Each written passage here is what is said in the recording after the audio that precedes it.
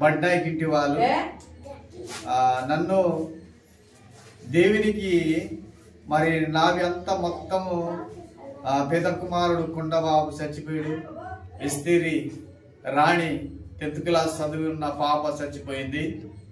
మరి ఏర్లు 2 కూడాను చచ్చిపోయినప్పుడు కూడాను మరి దేవుడికి నేను మరి ఇంత పోయినప్పుడు కూడాను నేను ఎలాగైనా మాట ఇచ్చినప్పుడు సేవ చేయాలి అనేసి నేను ఒక పట్టుదల కలిగి నేను మరి ఏమి లేనప్పుడు కూడాను నేను స్వార్థ అందని చోటలో కూడా వెళ్ళి యేసు ప్రభు మాట నేను చెప్పడానికి నేను మరి బాప్తీసం తీసుకొని మరి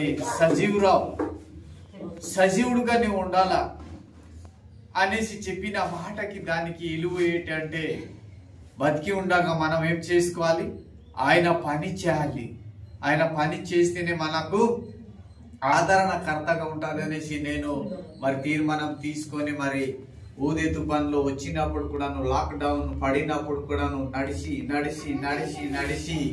నేను మరి ఒరిస్సా మరి వెళ్ళిపోయి ఇలాగా సంబాయి నుంచి పుకాలి నుంచి వెళ్ళిపోయి సొనగడ నుంచి వెళ్ళిపోయి మరి దమ్మంజోడి వెళ్ళిపోయి అక్కడ అలాగా వెళ్ళిపోయి మరి బచ్చిలిలో వెళ్ళిపోయి బసిలి నుంచి అటు కిరండోలు వెళ్ళిపోయి మరి ఛత్తీస్గఢ్ లో అలాగా నేను తలము అక్కడ ఏర్పాటు చేసి మరి దేవుడు పరిశుద్ధుడైన దేవాది దేవుడు మరి నడుచుకుంటూ సేవ అలాగే చేసింది.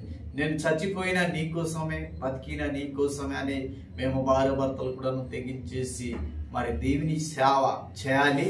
మరి నేను ఎలాగైనా బతికి ఉండగా నేను చేయాలి ప్రభా, ఈ మిగిలిన వాళ్ళు కూడా తర్వాత తెలుసుకోవాలా అనేసి నేను రుణపడి ఉన్నానండి.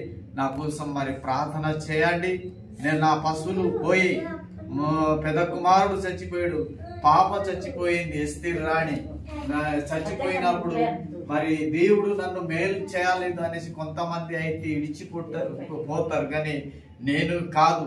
దేవుడు మళ్ళీ తిరిగి మాకు ఏదో ఒక కొమ్మలో మాకు కాయలు వచ్చేసి మాకు మళ్ళీ ఇస్తారనేసి ఆ దర్శనం చూసినప్పుడు వెళ్ళు నీ తూర్పు వైపుగా వెళ్ళి ఇలాగా మనమరా నేను తిరిగినప్పుడు మళ్ళీ దేవుడు నన్ను మరి 3 మనవార్లు ఇచ్చిన తర్వాత మళ్ళీ ఇప్పుడు ఒక బాబు ఇచ్చాడు, 4 మనవార్లు ఇచ్చారు.